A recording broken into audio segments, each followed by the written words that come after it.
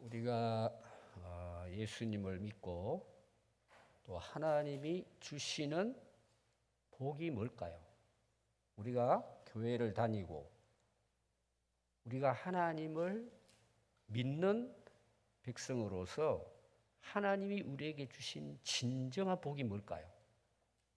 영생입니다. 구원입니다. 그럼 죽고 난 다음에 천국 가는 것만 이야기할까요? 내가 새 사람으로 거듭납니다. 마귀의 자식이었던 우리가 하나님의 자녀로 새로운 인생을 살아갑니다. 그럼 여러분 이 두 가지는 구분되지 않습니다. 하나예요, 하나. 그런데 어떤 분들은 고민을 해요. 나 예수 믿는데 생활이 변화가 안 된다. 여러분 그것은 문제가 있는 것입니다. 그럼 뭐가 문제일까요? 하나님을 믿는, 예수님을 믿는 믿음이 문제가 있다는 것입니다. 우리가 예수님을 믿으면 믿기 전의 삶하고 믿은 후의 삶은 완전히 다릅니다. 제가 예를 한번 들어보겠습니다. 여러분들이 이제 예수 믿기 전에 친구들이 있죠.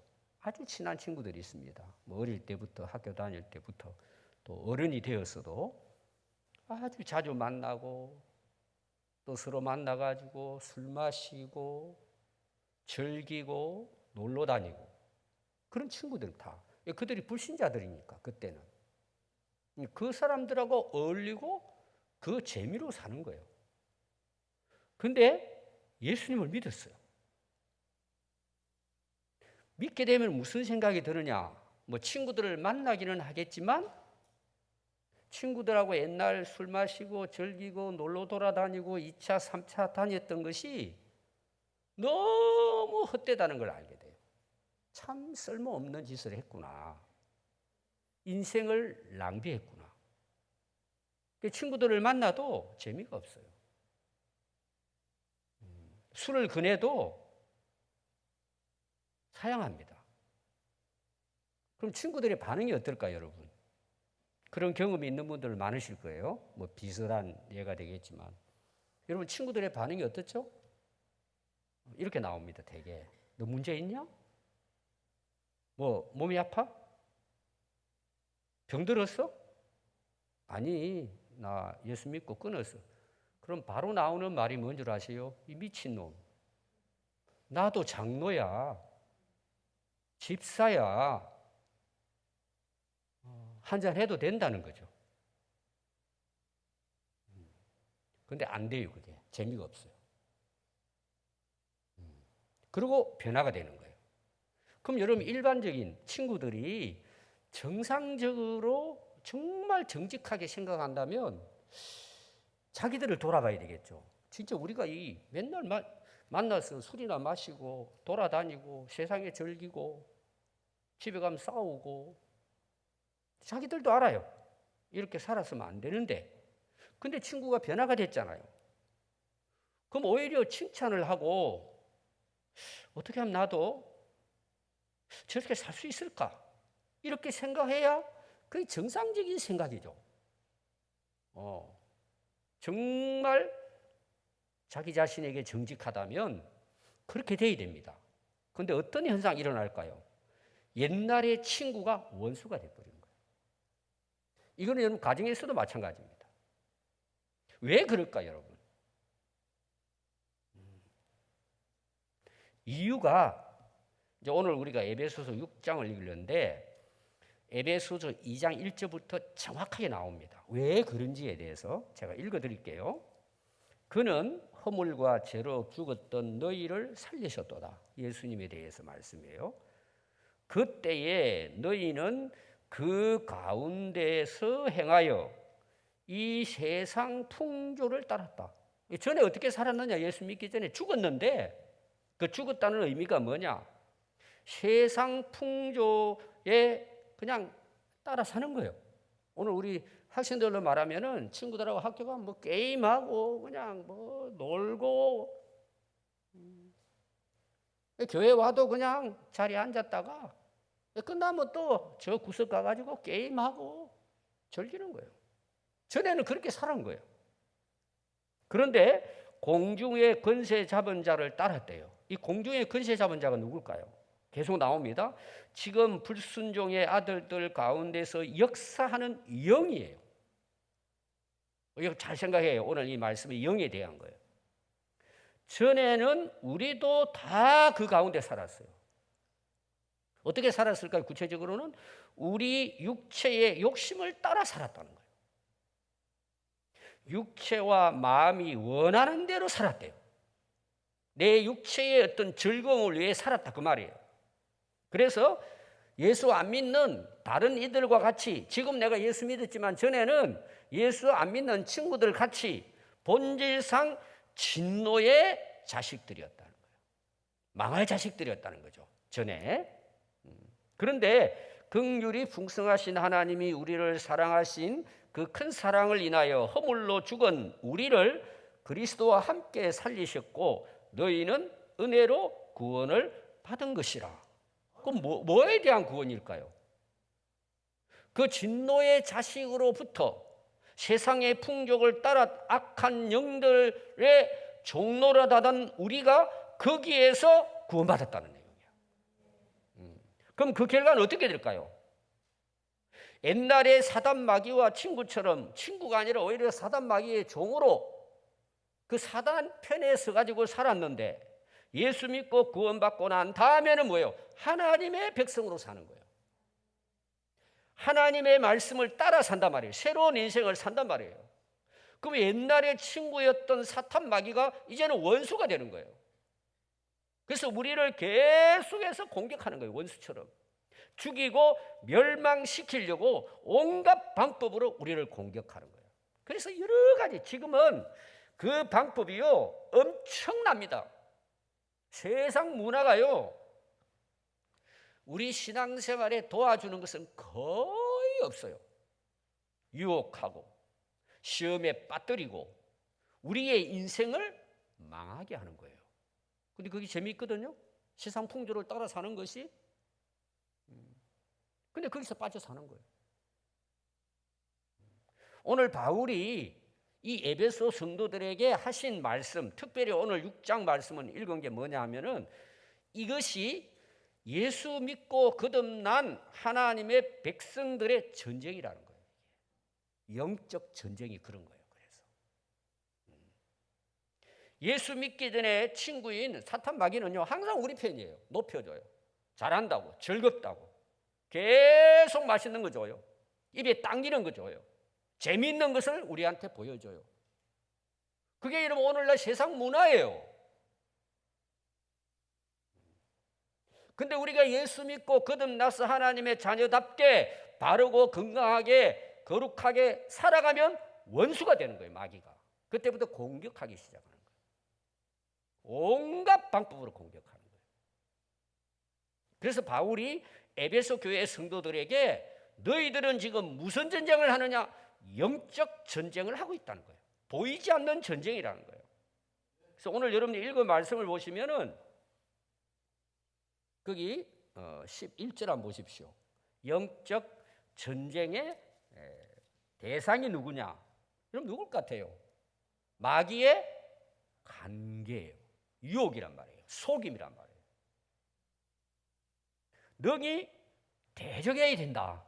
우리의 영적 전쟁의 대상은 전에 친구였던 사단 마귀라는 이야기예요.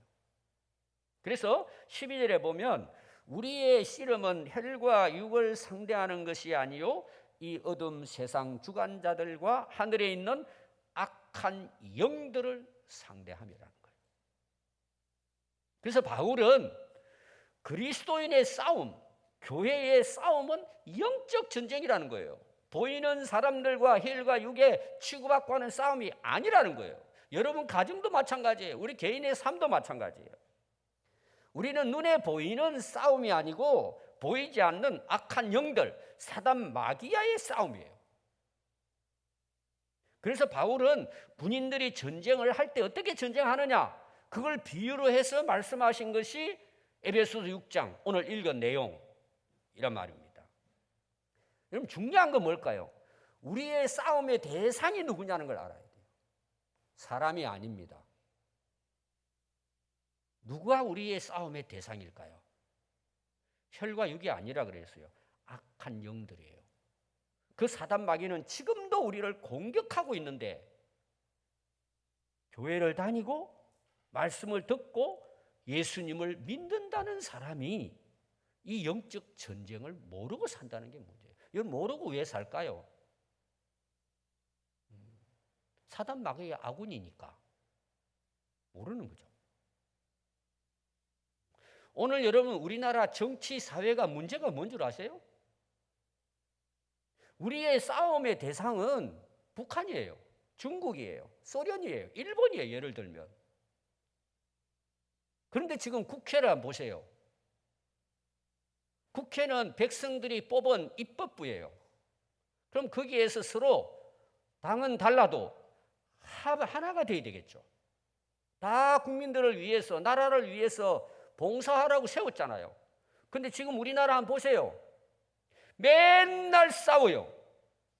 아무리 좋은 것을 제안해도 자기 당이 아니면 무조건 반대해요. 여러분 이게 무슨 현상인 줄 아세요? 거기에 악한 영들의 전쟁이 있는데 그들은 모르는 거예요. 그걸. 거기에 장로도 있고 집사도 있는데 모르는 거예요. 그게 어떻게 하죠? 맨날 자기들끼리 치고받고 하는 거예요. 이게 세상이에요. 왜? 그들은 마귀에 속해 있기 때문에 그런 거예요. 그들이 하나가 돼가지고 우리나라가 많은 어려운 문제들을 어떻게 하면은 백성들이 편안하고 정말 살아가는데 어려움 없이 살 수 있도록 하는 것이 그들의 일인데 자기들끼리 싸워요. 북한은 지금 핵무기 만들어가지고 우리를 치려고 하는데 관심 없어요. 그럼 나라가 어떻게 될까요? 망하는 거죠. 여러분 전쟁 중에 제일 무서운 게 내란이에요. 사단 마귀는 오늘도 교회를 그렇게 공격하는 거예요. 우리의 싸움은 사단 마귀인데 인간끼리 싸우게 하는 거예요. 혈과 육의 싸움에 빠지게 하는 거예요. 이게 여러분 국회만 그런 게 아니에요. 총회 본부를 가봐도 지방회를 가봐도 인간들끼리 싸워요. 그럼 교회는 어떨까요? 마찬가지예요. 싸움의 대상을 잘못 알고 있는 거예요. 지금 한국 교회가 심각한데도 불구하고 싸움의 대상이 악한 영들과의 싸움이라는 걸 모른단 말이에요. 그래서 인간적으로 시시비비 가리고 서로 비판하고 이간질하고 마귀를 내버려 두는 거예요. 왜? 무너지니까. 그래서 한국 교회는 무너지기 시작한 거예요. 지금 싸움의 대상을 몰라요. 이런 가장 중요한 거예요. 싸움의 대상을 알아야 돼요. 그래서 바울은 뭐라고 했어요? 건투 시합을 비하했어요. 내가 싸우는 것은 허공을 위해서 치고받고 하는 게 아니라는 거예요. 허공. 잘못 싸운다는 거죠. 악한 영들과의 싸움이라는 거예요. 그래서 가장 중요한 게 뭐냐 그러면은 영적 전쟁은 보이지 않는 악한 영들과의 전쟁이라는 걸 여러분 깨달아야 돼요. 그럼 여러분 영적 전쟁은 안 보이는 전쟁이잖아요. 여러분 사람이 이길 수 있겠습니까? 못 이깁니다. 혈과 육의 방법으로는 절대 사단 마귀를 싸워 이길 수 없습니다. 인간적인 방법으로 싸우면은 백전백패합니다. 그럼 어떻게 해야 될까요? 바울은 오늘 여기 대해서 이야기하는 거예요. 사람의 전쟁이 아니기에 하나님의 전신갑주로 무장해야 이긴다는 거예요. 하나님의 전신갑주예요. 그래서 여러분들이 11절에 나오잖아요. 11절에 마귀의 관계를 능히 대적하기 위하여 하나님의 전신갑주를 입으라는 거예요. 갑주가 뭐예요? 우리 몸을 보호하는 갑옷이 갑옷. 머리부터 발까지. 그게 오늘 여러분들이 읽은 말씀 13절에도 나오죠. 그러므로 하나님의 전신갑주를 취하라. 이는 악한 날에 너희가 능히 대적하고 모든 일을 행한 후에 서기 위함이라. 승리하기 위함이라는 거예요. 그리고 14절부터 나와요. 머리부터 시작하고 발까지 무장하라는 것입니다. 몸 전체를 방어해야 된단 말이에요. 여러분 싸움을 아무리 잘해도 방어를 잘못하면은요 뚫리면은 다 망합니다. 저도 이제 군대 생활을 했잖아요. 굉장히 이제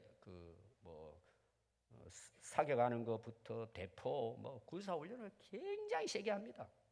특수부대들은 이루 말할 수도 없고. 그런데 보초를 세웠더니 잠자고 있어요. 아무리 뛰어난 군사를 가지고 있어도 뚫리면은요, 그냥 와서 수류탄 몇 개만 터뜨려도 내어반 다 그냥 폭발해버려요. 방어가 얼마나 중요한지 몰라요.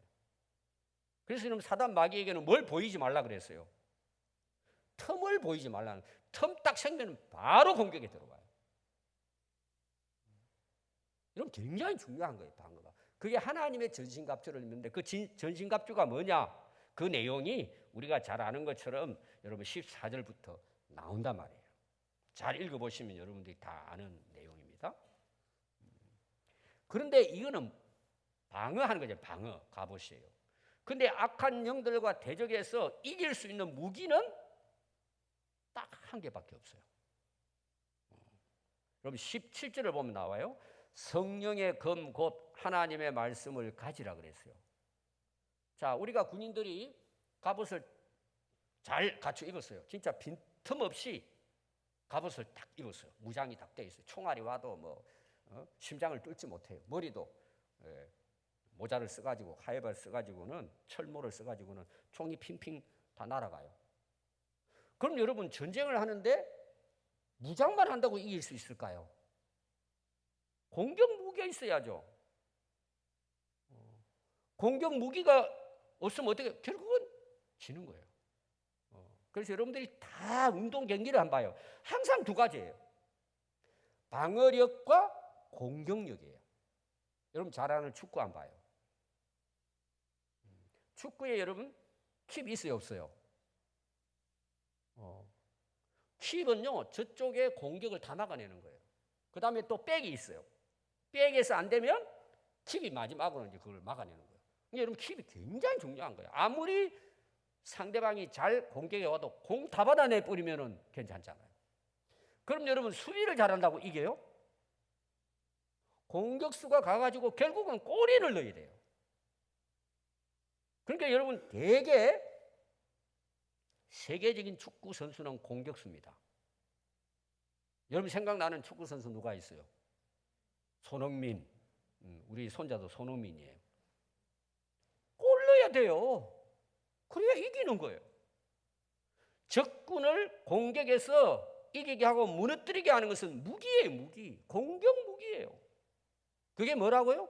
성령의 검, 곧 하나님의 말씀을 가지라고 이야기하는 거예요. 이건 가진다는 게 굉장히 중요해요. 다른 말로 말하면 내 말씀으로 가시라는 내용이에요.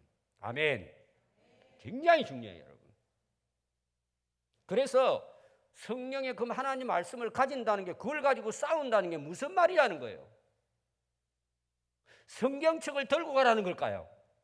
여러분 구약에 보면은 그 엘리 제사장 그 역사에 그게 나와요. 우리가 싸우는데 하나님의 법궤를 가져가지고 법궤를 앞세워 가지고 다 빼앗겨버려요. 법궤가 이기는 줄 생각하는 거예요. 여러분 나중에도 제가 이야기했지만 전쟁의 승리는 누가 이끄시죠? 그 하나님에 대한 믿음이에요. 여러분 성경만 안다고 공격 무기가 되는 게 아니에요. 이게 진짜 하나님의 말씀이고 살아있고 생명력이 있고 진리이고 능력이라는 걸 믿는 자에게 칼 같은 역사가 일어나는 거예요. 여러분 칼 들고 간다고 이기는 게 아니잖아요. 여러분 제가 현충사 오래전에 갔는데요. 이순신 장군 여러분 혹시 칼 보셨습니까? 저는 가짜로 만들어 놓은 줄 알았어요. 이순신 장군의 칼을 걸어놨는데요. 한 2m 가까이. 제가 정확하게 재보진 않았어요. 저 키보다 큰 거예요, 칼이. 그럼 그 세잖아요. 아니 도대체 저 칼을 들고 어떻게 싸웠을까라는 거예요.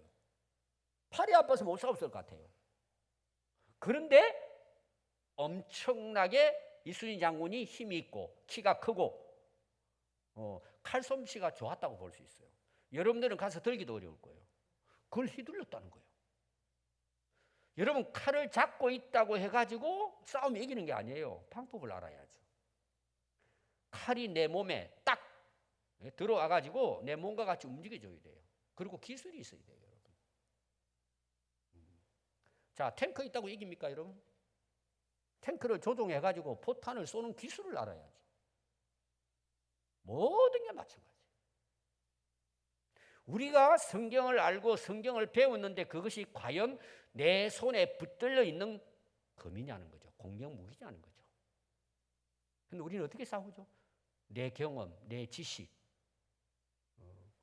뭐 세상적인 방식, 전략 꽤 앞세우는 거예요. 백전백패예요. 여러분, 악한 영들이에요. 우리보다 수준이 높은 사람이에요. 인간의 능력으로 절대 여러분 이길 수가 없어요. 그래서 많은 학자들도 무너지는 거예요. 그렇게 석학되는데도 불구하고 팡팡 넘어가는 거예요. 그런데 나중에는 하나님이 안 계신다. 사신신학도 나와요. 뭐 제가 이야기하자면 끝이 없어요. 자기들도 망하는 거예요. 이 말씀이 자기에게 검이 안 된 거예요. 사용할 수가 없는 거예요. 여러분들이 성경을 들고 다녀도요, 성경을 모르는 사람도 많지만 읽지도 않고 배우지도 않고 말씀은 암송하는데 안 믿어요, 안 믿어요. 확신이 없어요. 말씀이 능력인데. 그럼 여러분, 악한 영들과의 싸움에서 패배하는 거예요. 그러면 그 패배하는 현장이 뭔지 알아요? 지금 여러분 살아가는 삶의 모습이 그대로 드러나 있는 거예요, 여러분들이. 말씀을 안 믿는단 말이에요, 그거를. 그 능력을. 여러분들은 공격 무기가 없는 거예요. 그럼 여러분 악한 영들과 싸워봐야 백전백패입니다, 여러분. 절대 이길 수 없습니다. 그런데 오늘날 성도들은 세상에서 출세하고 돈 벌었다고 성공했다고 착각하고 사단 마귀의 노예로 끌려다니는 거예요. 이게 여러분 인간 세상이에요. 아담 하와 한번 보십시오. 하나님께서 말씀했습니다. 다 따먹는데 중앙에 있는 선악을 알게 하는 실과는 따먹지 마. 그럼 죽는다 그랬어요. 아멘. 받아들였어요. 근데 뱀이 와가지고 아니야, 안 죽어. 너도 하나님처럼 되는 거야. 가서 따먹어버려요. 왜 따먹죠? 하나님 말씀을 듣고 배우기는 했는데 그걸 마음에 새기지 않은 거죠. 내 안에 그 말씀이 없단 말이에요. 그걸 따먹은 거예요. 결국은 죽었어요. 오늘 우리 그 죽음이 찾아온 거잖아요. 자, 예수님도 사역을 딱 시작하는데요. 마태복음 4장에 보면은 사단 마귀가 바로 공격합니다. 세 가지로 시험합니다. 돌로 떡이 되라. 내가 너를 최고로 영화롭고 명예롭게 높여주겠다. 절해라. 예수님이 어떻게 이기시죠? 사탄아 물러가라 이기는 게 아니에요. 기록하였을 때 주 너희 하나님을 시험하지 말고 사람이 떡으로만 사는 것이 아니고 하나님 입으로 나는 말씀으로 사는 거야. 그러니까 마귀는 도망가고 누가 와서 수종 들어요? 천사가 수종. 그 승리했다는 이야기예요. 오늘 여러분 우리가 살아가는 이 세상은요 정말 악한 세상이에요. 무질서한 세상이에요. 이게 분간이 안 돼요. 어떻게 이길 수 있을까요? 하나님 말씀뿐이에요. 여러분들이 말씀에 서 있지 않다는 것은 뭐냐? 이미 쏟고 살고 있는 거예요, 자기가. 여러분 그게 교만이에요. 말씀을 안 믿어요. 아니 설교하는 목사도 안 믿어요. 그냥 가르치는 거예요. 그러니까 이건 영적인 전쟁보다는 세상의 전쟁에다가 포커스를 맞추고 이렇게 하면 성공하고 이렇게 하면 리더십을 가지고 이렇게 하면 앞으로 미래가 있고 어떻게 하면 많은 돈을 벌 것인가 1억 10억 자산 모으기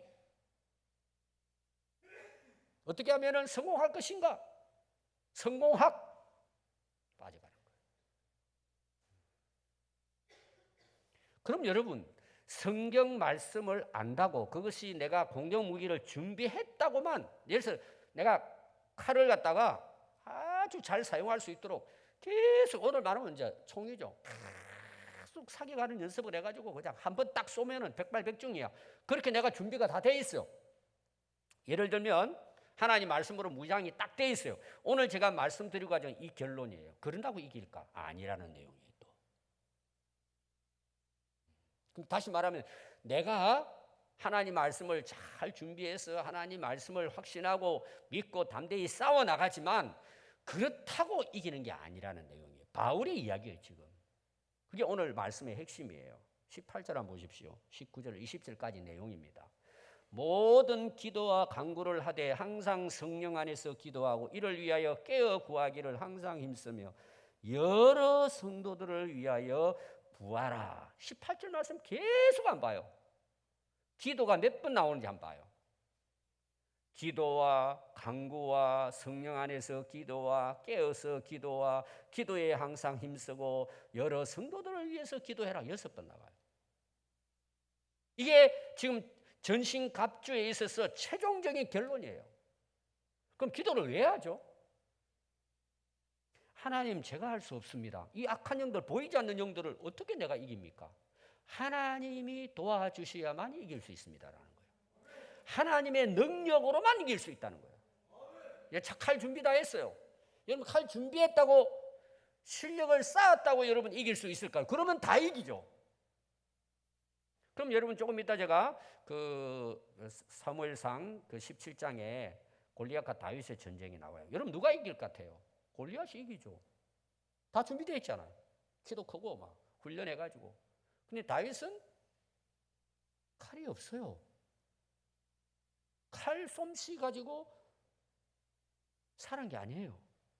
양을 치면서 물맷돌 연습하고. 여러분 물맷돌도 진짜 무기입니다. 여러분들이 장난처럼 그냥 돌 던지는 차원으로 생각하면 안 됩니다. 여러분 인터넷 들어가 보면은 다윗의 물맷돌에가 지금도 그걸 전쟁으로 쓴다고 합니다.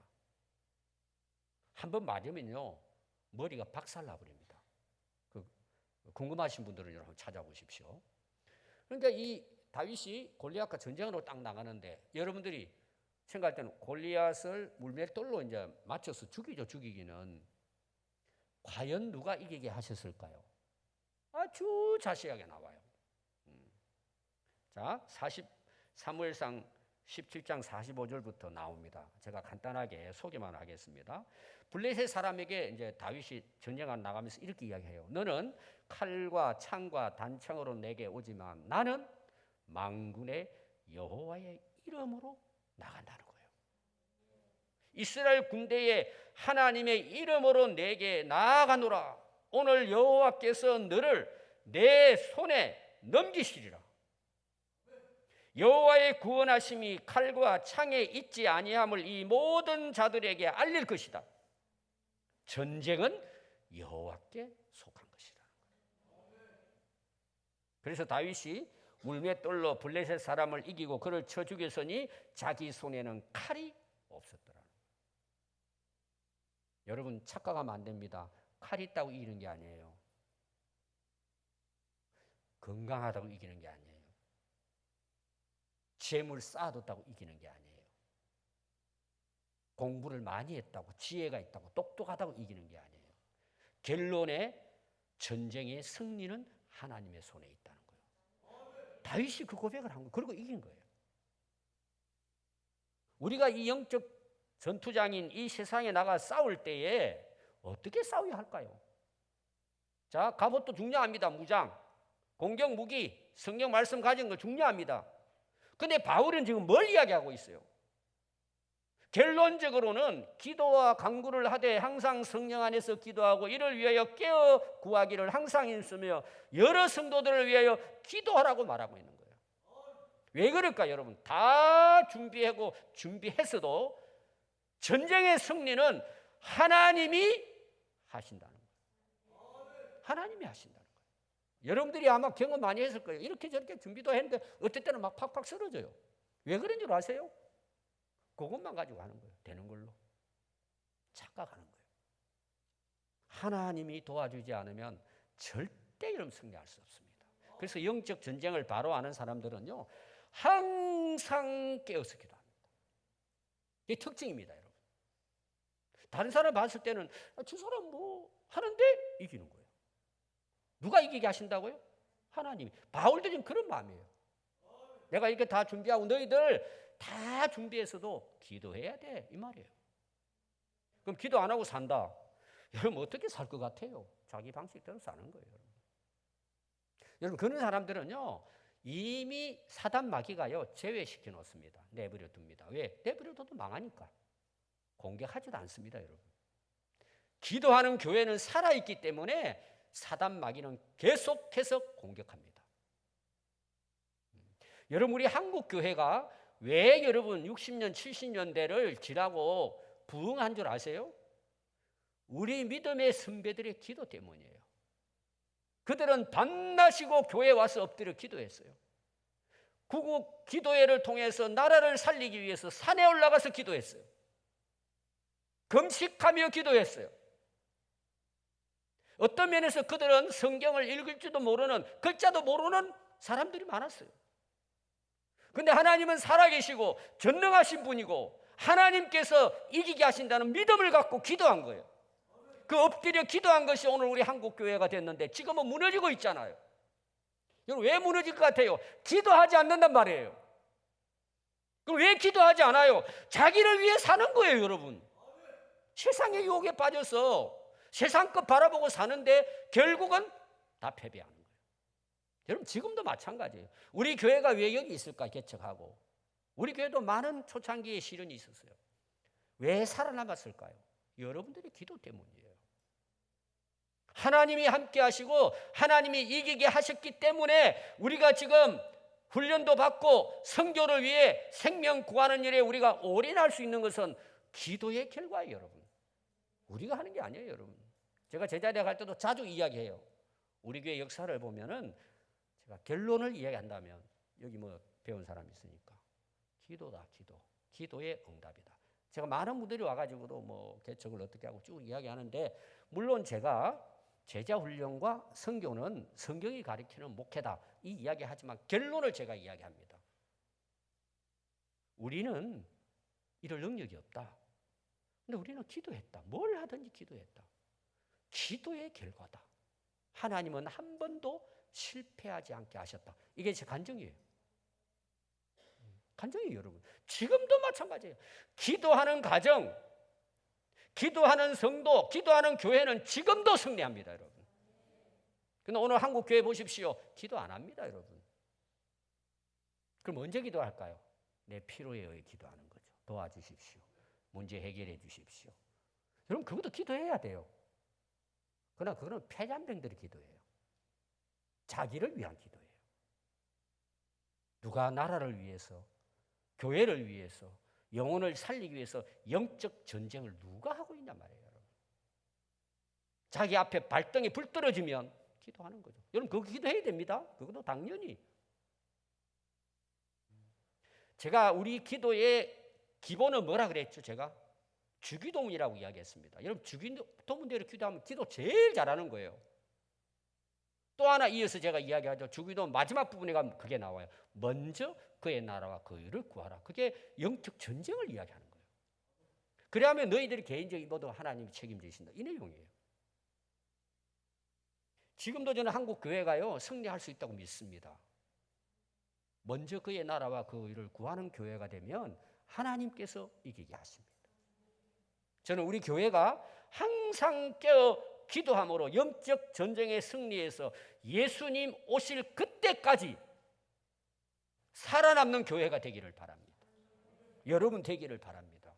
여러분 이 영적 전쟁에 눈을 떠야 합니다. 바울이 지금 에베소 교회에 이야기를 한 거예요.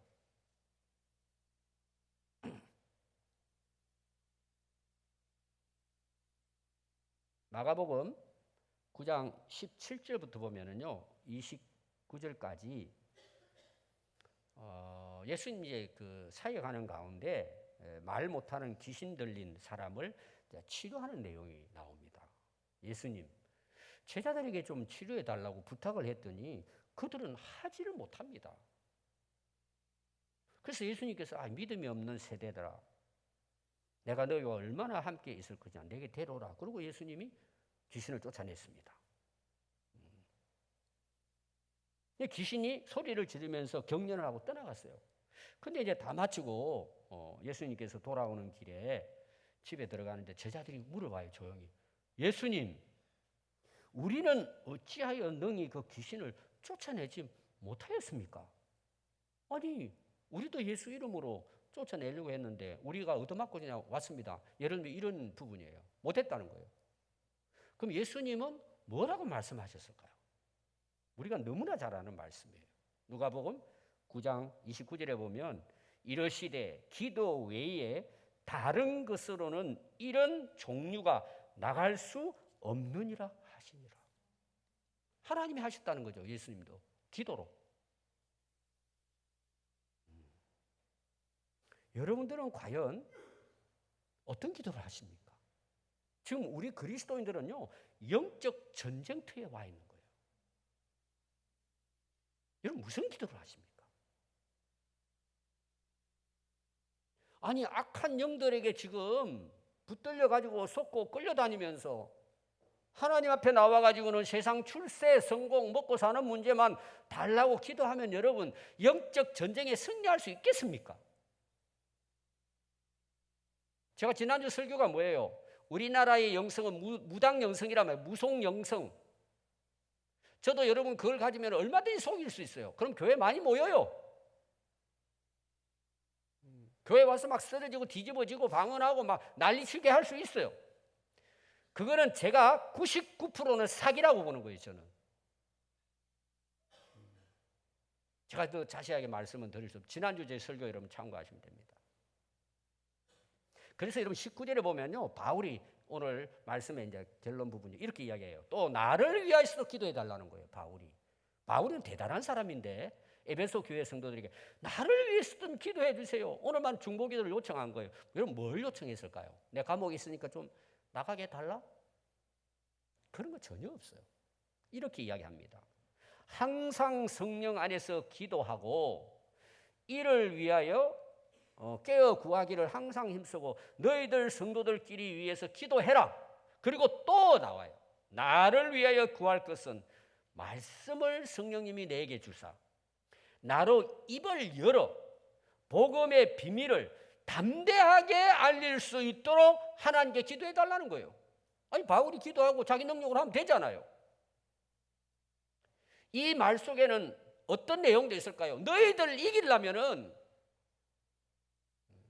복음을 담대하게 증거하는 그런 교회의 사명을 감당하려면 너희들 서로 기도해야 된다는 내용이에요. 하나님이 하신다는 내용이에요. 여러분 에베소 교회가 어떤 교회예요? 에베소는 여러분 우상 숭배 도시예요. 아주 그냥 우상으로 충만한 도시예요. 그들은 악한 영들과의 전쟁터에 지금 살고 있어요. 근데 그들이 말씀이 똑똑하다고 실력이 있다고 능력이 있다고 여러분 그 악한 우상의 역사, 신들의 역사에서 이길 수 있겠습니까?